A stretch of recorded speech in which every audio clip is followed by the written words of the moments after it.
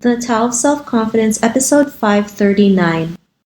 Welcome to the Tao of Self-Confidence, where I share stories of amazing women who have discovered their inner journey to self-confidence. Visit our website at thetaoofselfconfidence.com. Your inner journey to self-confidence awaits. Well, hello, friend. Welcome to the Tao of Self-Confidence, where I share stories of amazing women who have discovered their inner journey to self-confidence. I'm your host today, Sheena Yak Chan, and today I have a phenomenal woman on the show today. She is a modern educator with a new twist. I'm really excited to have her on and share her story with us today on self-confidence. So without further ado, I'm going to introduce you to Tiffany Sorya. Tiffany, how are you today? Maybe you can fill in a little bit more about yourself to our listeners. Hi, thank you for having me. Hi, yeah, so I run a private homeschooling business called Novel Education Group that I started 4 years ago. And basically we focus on tailoring educational programs for students who don't live conventional lives. We really try and play up on strengths and taking away a bit of the standardized approach to education. And it's really opened up like this whole new window on how to approach education and how kids are approaching it today. Awesome. Well, thanks for sharing that. And Tiffany, what's your cultural background? I am 100% Cambodian. Both of my parents were born there. They moved to France when they were in their early 20s and lived there for 10 years, and then they moved to the States. So I was born here, but I'm first generation. Thanks for sharing that. And in your own words, how do you define self-confidence? I think self-confidence really comes from within.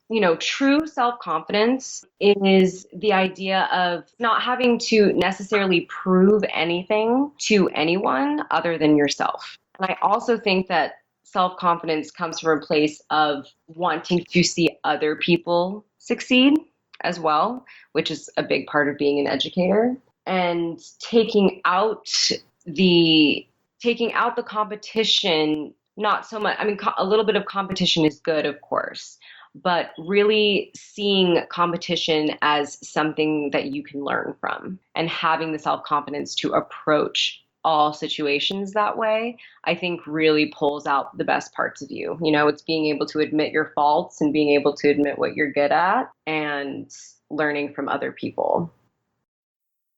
Thanks for sharing that great definition. And Tiffany, what was your life like before your discovery of self-confidence? I think I was in school. I grew up in Oregon, and I was in college, and I was really honestly a very sort of confused child. I think being a first generation person, I think a lot actually of Asian kids and Asian women are very confused growing up because I think that you're trying to appease two different cultures. I think you're trying to appease your parents, but at the same time, when you're at school every day and you meet American families or families of other cultural backgrounds that are not Asian, and they have different expectations of you and different ways that they do things. I think that, or at least I did anyways, I grew up just sort of not really knowing what was right and what was quote unquote cool. So I didn't, I definitely was a behind the curtains type of person. And all the way through college, I think I was like that. Up until maybe about my second year of college, I didn't know what I wanted. And I don't really think I could have really, if you asked me what type of person I was, I don't think I would have been able to confidently answer that question up until my second or third year of college.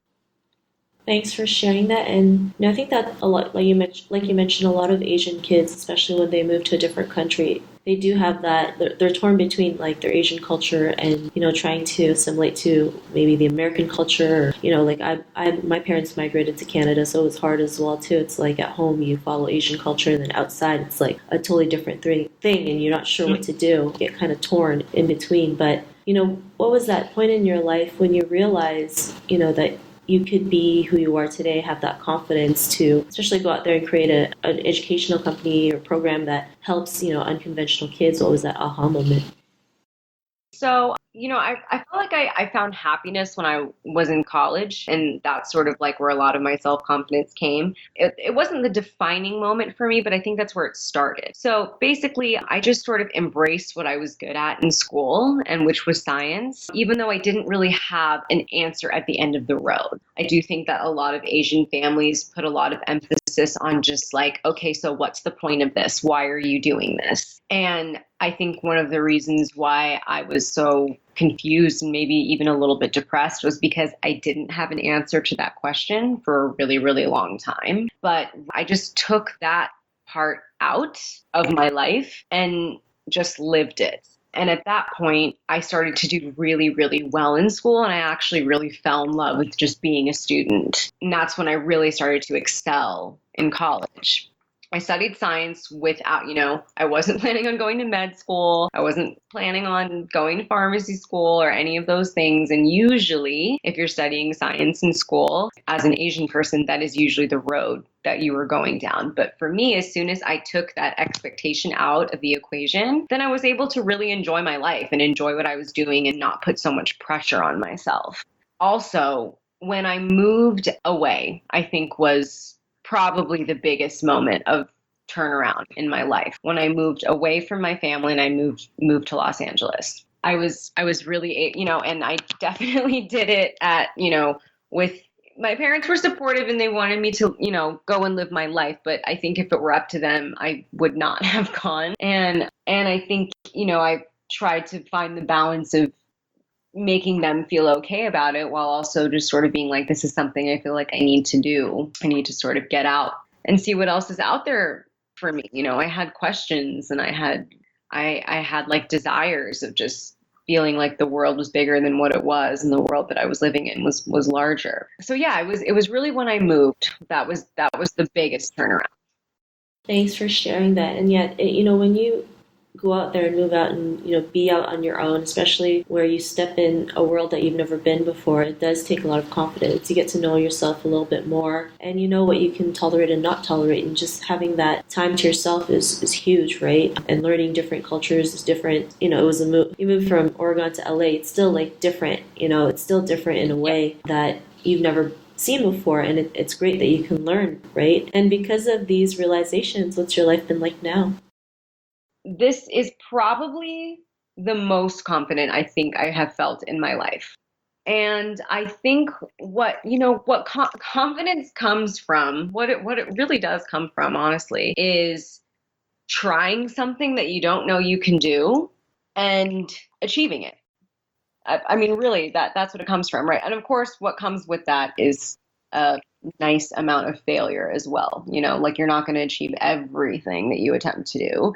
And if you go in with that mindset, I think sometimes things can be a little bit disappointing. But what you at least have to do is try. And if you try and try and try, then you will achieve at something. So then you sort of like gain a little bit from that, right? You sort of gain like, oh, wait a second, I can do this. Like I wanted to do that and I did it. So if I can do that, then I can do all of these other things too. Or I can at least try and do all of these other things. And if I can't do it, then oh well, there'll be something else that I can do. So that's really, how I feel about everything now. Like when I want to try something, it's just not letting fear make that decision for me anymore and not letting necessarily, if it's not the most practical attempt or practical goal, that's still okay. And you can still try it because you know that if you don't quote unquote succeed, that there will be something else that you'll learn something else along the way, or another door will be opened, or there will be something else that you can try. It's just, I'm at a point in my life right now where I don't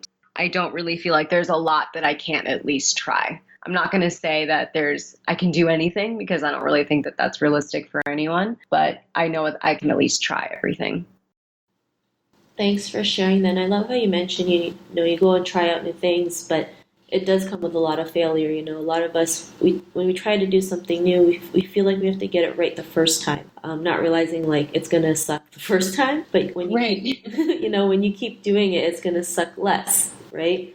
Oh, exactly. Yes, it does. It absolutely does. I mean, really. I can't emphasize that enough. That if you just, if you fail at something once, and sometimes like you really can't let it get to you, like, because you're going to fail again. Like, it's just sort of like it's just sort of guaranteed. Like, we're all going to sort of, things will not work out. That is a guarantee in life, and things will not work out in your life more than once. But, the more that you just kind of like keep going and keep trucking through it and then trying it again, it just doesn't hurt as bad afterwards. And then it's just not, it doesn't matter. It's not that big of a deal. There are other things. There are so many things in this world to try. There are so many things to do, so many people to meet, that it's okay when these things don't work out.